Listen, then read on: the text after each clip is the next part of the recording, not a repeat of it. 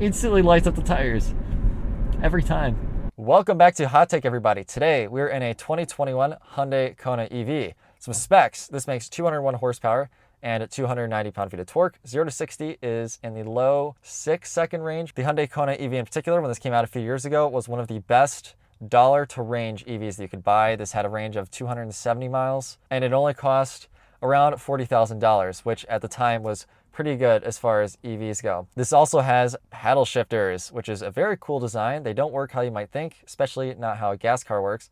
So let's go ahead and hop on the road and talk about EVs and these cool paddle shifters on this one. Always love the little chime that Hyundai gives you in their cars. Into drive.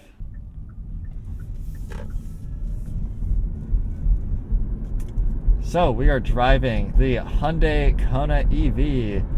Some initial impressions that I've had of this car is that it's very responsive for what it is. And it's actually a little firmer than you would expect. So I can't lie, these aren't exactly my initial impressions. This is my dad's car, actually, his daily driver. He's had this since 2022, I want to say. I think he bought this when it was like a year old.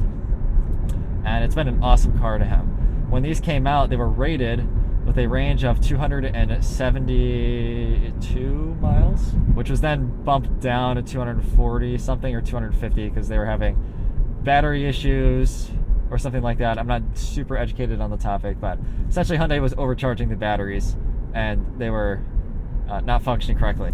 Putting that aside, 250 miles is still a good chunk of range, especially a few years ago. The Hyundai Kona, honestly, is way more fun than it has any right being. So let's talk about these paddles, get right into it. You can see down at the bottom of the cluster, there's regeneration and there's levels. We have levels 0, 1, 2, and 3. This is your regenerative braking. So your regenerative braking in this car is on a pedal, which is a very cool design. Even cooler, level 0 is none. So in a normal car, when you let off the gas, or I should say in this case, the throttle, it slows down. In this car, you let off, it just keeps rolling, giving you the ability to coast. It's almost something to get used to. It's more active driving, but you can really save on your brake pads with this system, and it's more efficient. Like right there, we just got a third of a mile back into our range by letting the electric motor recharge instead of hitting the brake pads. And honestly, it adds more driver's engagement and it makes the car more fun to drive. It gives you something to think about, similar to how a lot of us gearheads like a manual transmission. Is it better? No, but it gives us something to do while we're driving and it's fun. Now in this case, it is actually better, and you can sort of game your braking. It'll let you brake all the way from 70 miles an hour down to like 5 or 10 if you put it into level 3 regenerative braking. So I find myself when I'm driving this car, I make a little game for myself to see how much energy can I get back, which is really fun. Now earlier I said the ride quality was a little firm. It's not harsh. Obviously it's a stock car, but it sort of almost rides like a sports car. And it handles like one too. This car handles way flatter than it has any right to. But if you think about it logically, it has these big heavy electric motors down at, I want to say, all 4 corners. So its center of gravity is very low, and that makes it very sharp to turn in. Now the car's not going to like that. And the steering has a good little bit of feedback as well. But for what it is, for basically normal traffic, like a normal Econobox, it's pretty good. My dad actually commented on that when he got this car. He thought it was pretty fun to drive and way more fun than he had expected it to be. And I agree. You look at it, it's this little hatchback SUV looking thing, and you're like, oh, it's another one of those. It's gonna be the most boring car in the world. But then you get in it and you put your foot down, just jerk the tires a little bit, then I cut power. Leading me to my next point, the throttle in this car is so floppy, it's bad. I think Hyundai, they know their market for this car. Their market for this car is not car people. It's people that just want to go to work. And somebody who's just going to work doesn't want to have to worry about perfectly modulating the throttle. Like I can stab the throttle right now, nothing happened. Literally nothing. I actually, at the quite end of it, it just barely slightly inched forward or accelerated forward a little more. but it's not very sharp, and they gave that to you because if they didn't, this car would spin everywhere. You would give it too much throttle, it would constantly light up the tires because it just has so much immediate torque. Now this one is more specific to a lot of electric cars, but 290 pound-feet of torque, this thing is no slouch, because not only is it 290 pound-feet of torque, but unlike a gas engine where usually you have to wind it out a little bit, it's instant. 290 pound-feet of torque at every speed, including stopped. The car is awesome around town because you can just pull out of any situation effortlessly. There's a left turn out of my dad's neighborhood, and this car is like built for him for that purpose. The lights are timed terribly, and you only get like a little split window to get out of there. And when I go out in my Camry, I gotta time it. I'm like, okay, you know, gotta let the car wind out a little bit or wait for a bigger clearing in traffic. This car, nope. You look both ways, you make sure it's reasonably safe, but then you just pull out and you make up for speed.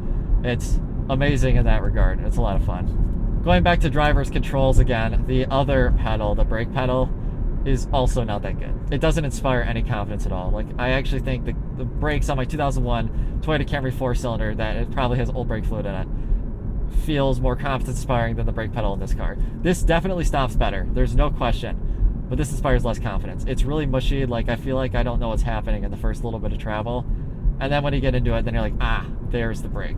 But it's almost like an on-off switch. I feel like I'm either not braking enough or I'm braking too much. Then again, you could just not use the brakes and use these instead. So why even bother?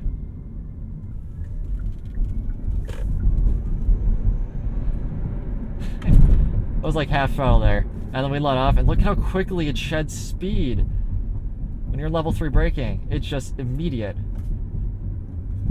You almost never have to use the brakes in this car. I wouldn't be surprised if Kona EV owners end up having brake pads that last like 100,000 miles. One of the things I do miss about an EV is not having the sound of a gas engine. That does certainly detract from the experience a little bit. But you trade it for other experiences that are also fun.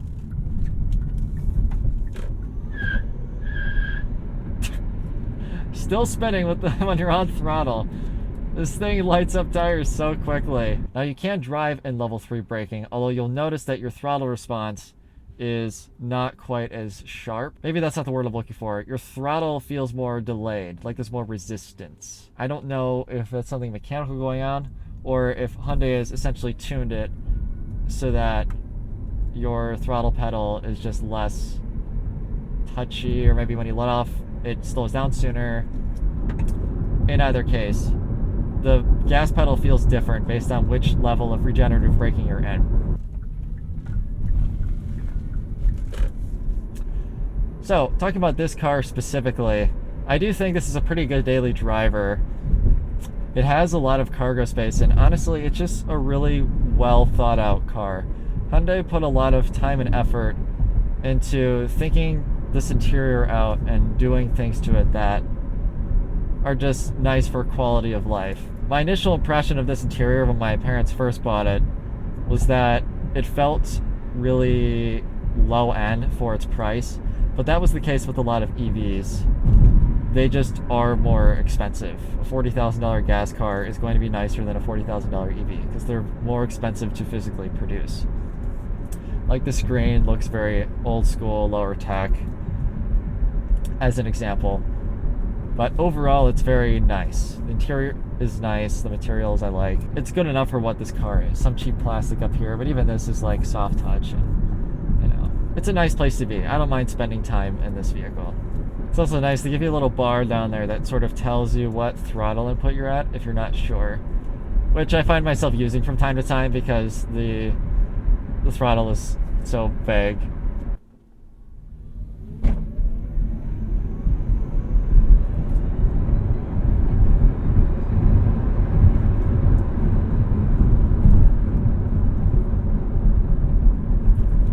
Nice little 0 to 60 run. So I sort of rolled into it there to try to not spin the tires. You can really tell how much torque this thing has. And the power just surges on. Almost like a turbo car, which is funny. It should, in theory, be the complete opposite, but because of that delayed throttle input, and then also me sort of rolling into it, the power very much came on like a turbocharger.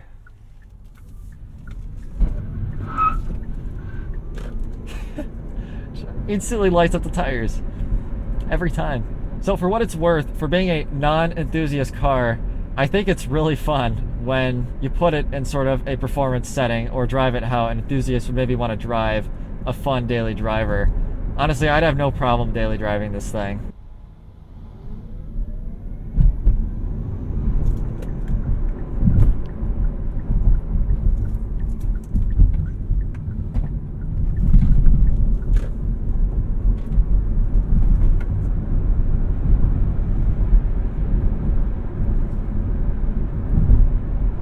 It's so funny sort of accelerating your turn like that because you don't have gears, so you're waiting for like, you know, an engine. It's like, all right, let's get up in the rev range, then you sort of let off as you get going faster because like, all right, I don't want to, you know, kick the car end loose, understeer, oversteer, or whatnot, but this doesn't have that. It just keeps going. It's just only torque, not having gears to shift through, and it's really funny. I'm having a lot of fun in this car, to be honest, and like there's nothing special about it. Hyundai just made a good product. That's what this is. And they give you a little gimmick. They gave you the pedals, and it gives you something to do while you're driving. It's not a Tesla. It doesn't have that many gimmicks, but this is a car for somebody that wanted a Tesla, but they weren't trying to tell everybody that they were cool. You got this because you just wanted a quality product. And Hyundai offered that 10-year, 100,000-mile warranty to all the original owners, which was a pretty good deal. Oh, this is a thumbnail right here. Oh, this is such a cool... Wow.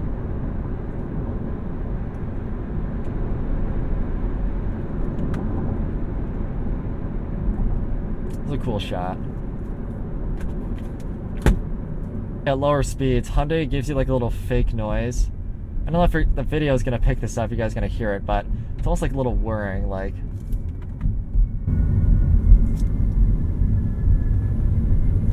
It's the regulation noise. The government forces manufacturers of EVs so that you can actually hear that there's an EV coming up.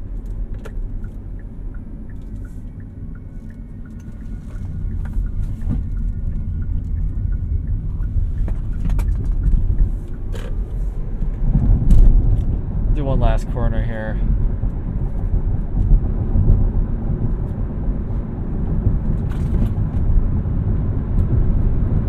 And you power out. The car is so confidence-inspiring and predictable, and it has a little bit of body roll, but it's just not as much as you think it would. The car just handles pretty flat, and the steering is sharp too.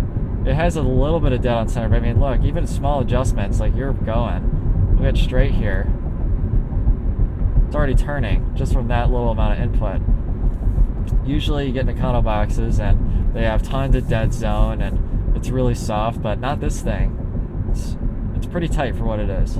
We have finished our test drive of the 2021 Hyundai Kona EV. I think the Hyundai Kona EV is one of the better electric vehicles on the market, especially for a car person. If you kind of want something that has a little bit of character, a little bit of fun to it, but it's still very understated. I mean, the outside of this car virtually looks no different from a regular one, other than some of the weird like electric bits, like no grill and, you know, whatever else. But this car doesn't shout, hey, look at me, I bought an EV. It's just a car for somebody that wants something electric. Furthermore, I think the paddles add a nice level of driver engagement and driver feedback to the experience, and it's fun to play around with. With that, let's go ahead and give the 2021 Hyundai Kona EV a score. The score is as shown. Our first EV reaches the list, and it comes dangerously close to overtaking the FL5 Civic Type R and the new Supra. The daily categories are carrying it. I might need to find a new way to calibrate the MPGe score for EVs because the EPA rates all of them at the equivalent of over 100. Driver's feedback would also be higher, except the lack of audio from a gas-powered engine detracts from the experience greatly, in my opinion. Should you buy it? The Kona EV does a lot right. You can tell where Hyundai put in the time to make the quality of life with this vehicle high. Back in 2021, they were trying to capitalize on the market EV craze, so this is no surprise. Despite the lack of engine noise, the paddles do add a lot to the experience, and the ability to change how hard the car regeneratively brakes does largely impact the responsiveness of the accelerator pedal. It will be interesting to see where EVs go from here as they add more features to give the driver more customization to the overall driving experience of the car. Overall, I would say the Hyundai Kona EV is a great purchase to anyone looking for an electric vehicle.